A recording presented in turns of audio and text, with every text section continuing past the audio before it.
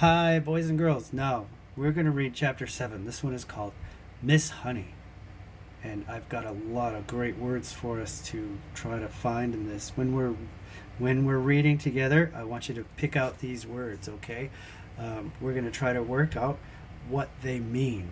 Now, we've got concerned, bleak, pupils, and believe it or not, you are all pupils, formidable, fragile or fragile, porcelain, bewilderment, tangible, and then this great phrase here, aura of menace, enraged, eccentricities, presence, liquidize, exchange, facility, spectacles, quivery, prodigy, hesitation, and epicure.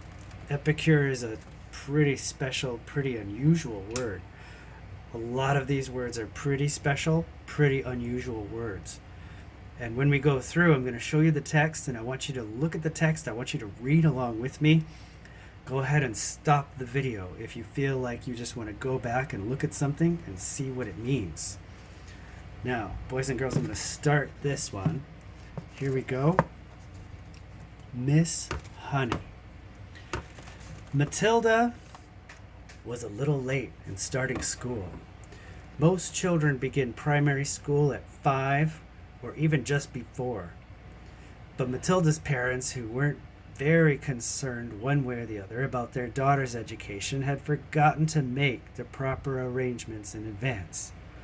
She was 5.5 when she entered school for the first time.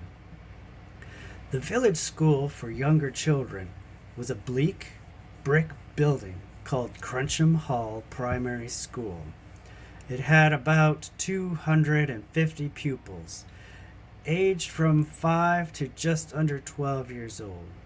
The head teacher, the boss, the supreme commander of this establishment was a formidable middle-aged lady whose name was Miss Trunchbull. Naturally, Matilda was put in the bottom class, where there were 18 other small boys and girls about the same age as her. Their teacher was called Miss Honey, and she could not have been more than 23 or 24. She had a lovely, pale, oval Madonna face with blue eyes, and her hair was light brown. Her body was so slim and fragile, one got the feeling that if she fell over, she would smash into 1,000 pieces, just like a porcelain figure. Miss Jennifer Honey was a mild and quiet person who never raised her voice and was seldom seen to smile, but there was no doubt she possessed that rare gift for being adored by every small child under her care. She seemed to understand totally the bewilderment and fear that so often overwhelm young children who, for the first time in their lives, are herded into a classroom and told to obey orders. Some curious warmth that was almost tangible shone out of Miss Honey's face when she spoke to a confused and homesick newcomer to the class. Miss Trunchbull, the headmistress, was something else altogether.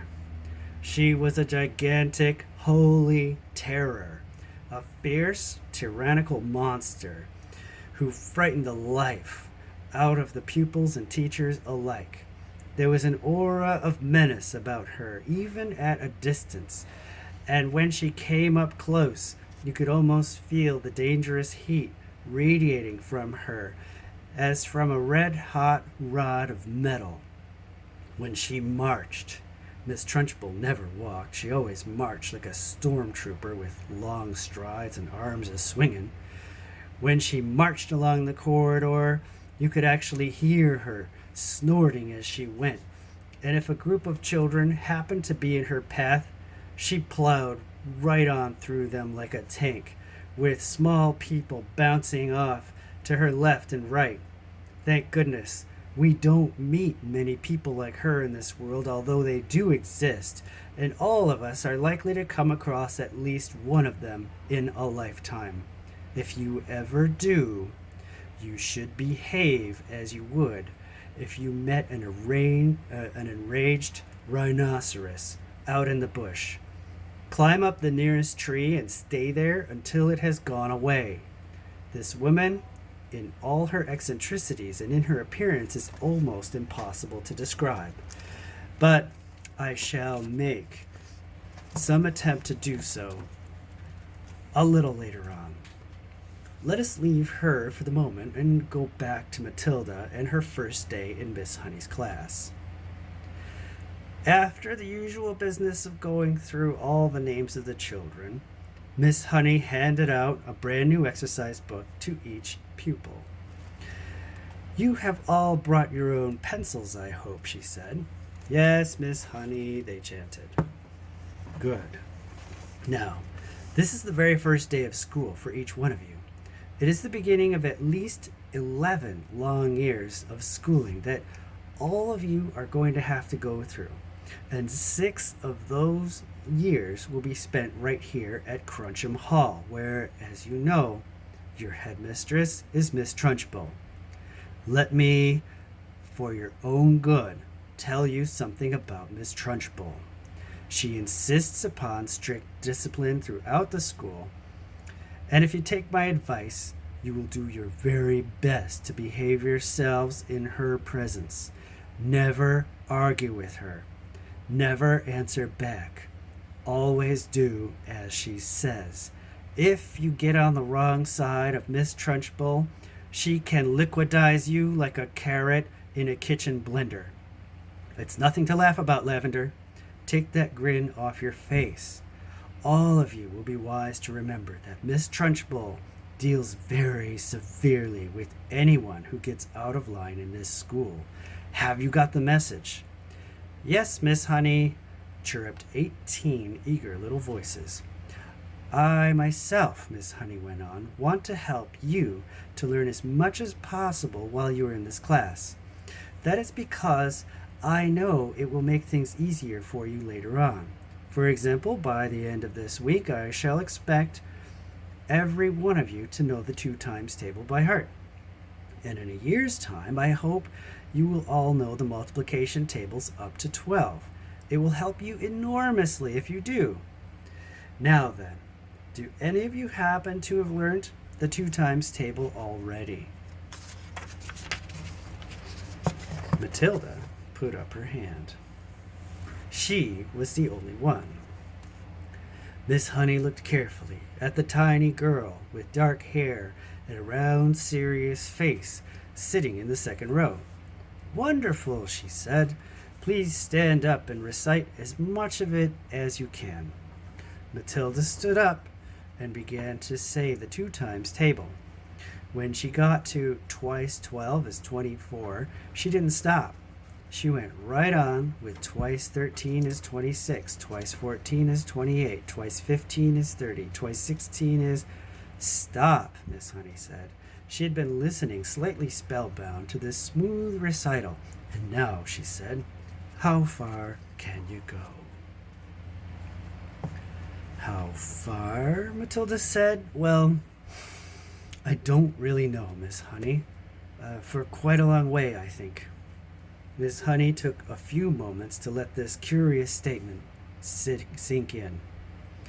"You mean," she said, "that you could tell me what 2 times 28 is?" "Yes, Miss Honey." "What is it?" 56, Miss Honey." "What about something much harder like 2 times 487? Could you tell me that?" "I think so, yes," Matilda said. "Are you sure?" "Why, yes, Miss Honey, I'm fairly sure." "What is it then?" 2 times 487. 974, Matilda said immediately. She spoke quietly and politely, without any sign of showing off. Miss Honey gazed at Matilda with absolute amazement. But when she next spoke, she kept her voice level. That is really splendid, she said, but of course multiplying by 2 is a lot easier than some of the bigger numbers. What about the other multiplication tables? Do you know any of those?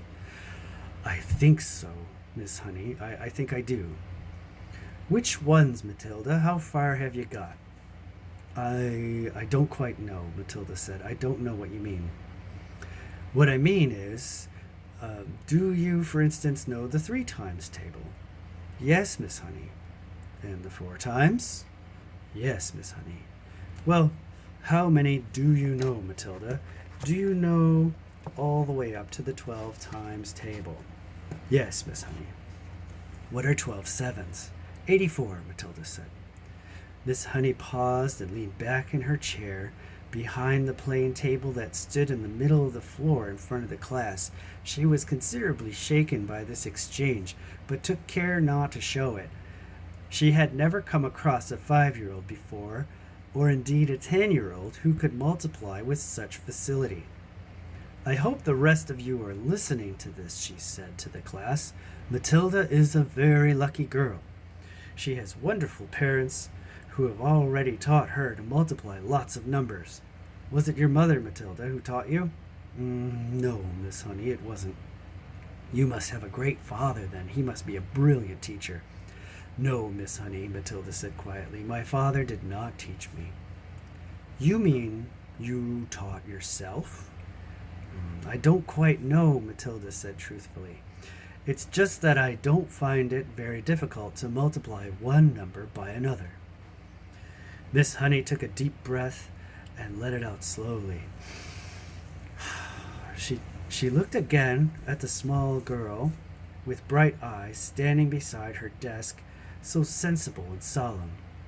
You say you don't find it difficult to multiply one number by another, Miss Honey said. Could you try to explain that a little bit? Oh dear, said Matilda. I'm not really sure. Miss Honey waited. The class was silent, all listening. For instance, Miss Honey said, if I ask you to multiply 14 by 19. No, that's too difficult. It's 266, Matilda said softly. Miss Honey stared at her. Then she picked up a pencil and quickly worked out the sum on a piece of paper.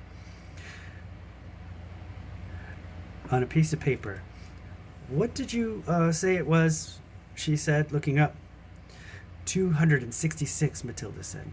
Miss Honey put down her pencil and removed her spectacles and began to polish the lens with a piece of tissue. The class remained quiet, watching her and waiting for what was coming next. Matilda was still standing up beside her desk. Now, tell me, Matilda, Miss Honey said, still polishing. Try to tell me exactly what goes on inside your head when you get a multiplication table or a multiplication like that to do. You obviously have to work it out in some way, but you seem able to arrive at the answer almost instantly. Take the one you've just done, 14 multiplied by 19. I simply put the 14 down in my head and multiply it by 19, Matilda said. I'm afraid I don't know how else to explain it. I've always said to myself that if a little pocket calculator can do it, why shouldn't I? Why not indeed, Miss Honey said. The human brain is an amazing thing. I think it's a lot better than a lump of metal, Matilda said. That's all a calculator is. How right you are, Miss Honey said. Pocket calculators are not allowed in this school anyway. Miss Honey was feeling quite quivery. There was no doubt in her mind that she had met a truly extraordinary mathematical brain, and words like child genius and prodigy went flitting through her head. She knew that these sorts of wonders do pop up in the world from time to time, but only once or twice in 100 years. After all, Mozart was only 5 when he started composing for the piano, and look what happened to him. It's not fair, Lavender said. How can she do it and we can't? Don't worry, Lavender. You'll soon catch up, Miss Honey said, lying through her teeth. At this point, Miss Honey could not resist the temptation of exploring still further the mind of this astonishing child. She knew that she ought to be paying some attention to the rest of the class, but she was altogether too excited to let the matter rest. Well, she said, pretending to address the whole class, let us leave sums for the moment and see if any of you have begun to learn to spell. Hands up, anyone who can spell cat. 3 hands went up. They belonged to Lavender, a small boy called Nigel, and to Matilda. Spell cat, Nigel. Nigel spelled it. Miss Honey now decided to ask a question that normally she would not have dreamed of asking the class on its first day. I wonder, she said, whether any of you 3 who know how to spell cat have learned how to read a whole group of words when they're strung together in a sentence. I have, Nigel said. So have I, Lavender said. Miss Honey went to the blackboard and wrote with her white chalk the sentence, I have already begun to learn how to read long sentences. She had purposely made it difficult, and she knew that there were precious few 5-year-olds around who would be able to manage it. Can you tell me what it says, Nigel? She asked. That's too hard, Nigel said. Lavender? The first word is I, Lavender said. Can any of you read the whole sentence? Miss Honey asked, waiting for the yes that she felt certain was going to come from Matilda. Yes, Matilda said. Go ahead, Miss Honey said. Matilda read the sentence without any hesitation at all. That really is very good indeed, Miss Honey said, making the understatement of her life. How much can you read, Matilda? I think I can read most things, Miss Honey, Matilda said, although I'm afraid I can't always understand the meanings. Miss Honey got to her feet and walked smartly out of the room, but was back in 30 seconds carrying a thick book. She opened it at random and placed it on Matilda's desk. This is a book of humorous poetry, she said. See if you can read that one aloud. Smoothly and without a pause, and at a nice speed, Matilda began to read. An epicure dining at Crewe found a rather large mouse in his stew. Cried the waiter, don't shout and wave it about, or the rest will be wanting one too. Several of the children found the funny side of the rhyme and laughed. Miss Honey said, do you know what an epicure is, Matilda? Is it someone who is dainty with his eating? Matilda said. That is correct, Miss Honey said. And do you happen to know what that particular type of poetry is called? It's called a limerick, Matilda said. That's a lovely one. It's so funny. It's a famous one, Matilda said. It's a famous one, Miss Honey said, picking up the book and returning to her table in front of the class. A witty limerick is very hard to write, she added. They look easy, but they most certainly are not. I know, Matilda said. I've tried quite a few times, but mine are never any good. You have you? Miss Honey said, more startled than ever. Well, Matilda, I would very much like to hear one of these limericks you say you have written. Could you try to remember one for us? Well, Matilda said, hesitating, I've actually been trying to make one up about you, Miss Honey, while we've been sitting here. About me? Miss Honey cried. Well, we've certainly got to hear that one, haven't we? I don't think I want to say it, Miss Honey. Please tell me, Miss Honey said. I promise I won't mind. I think you will, Miss Honey, because I have to use your first name to make things rhyme, and that's why I don't want to say it. How do you know my first name? Miss Honey asked. I heard another teacher calling you by it just before we came in, Matilda said. She called you Jenny. I insist upon hearing this limerick, Miss Honey said, smiling one of her rare smiles. Stand up and recite it. Reluctantly, Matilda stood up and very slowly, very nervously, she recited her limerick. The thing we all ask about Jenny is surely there cannot be many young girls in the place with so lovely a face. The answer to that is not any. The whole of Miss Honey's pale and pleasant face blushed a brilliant scarlet. Then once again she smiled. It was a much broader one this time, a smile of pure pleasure. Why, thank you, Matilda, she said, still smiling. Although it is not true, it is really a very good limerick. Oh dear, I must try to remember that one. From the third row of desks, Lavender said, It's good, I like it. It's true as well, a small boy called Rupert said. Of course it's true, Nigel said.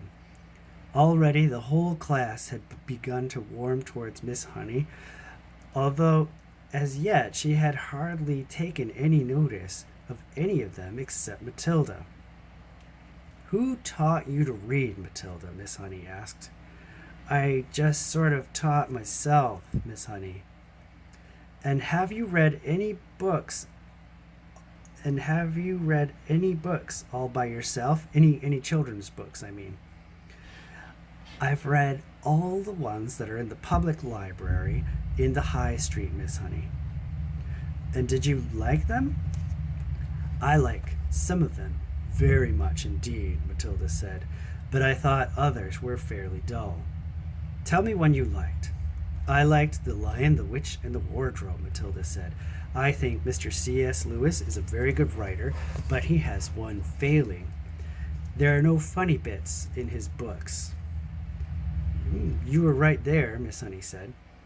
There aren't many funny bits in Mr. Tolkien either, Matilda said.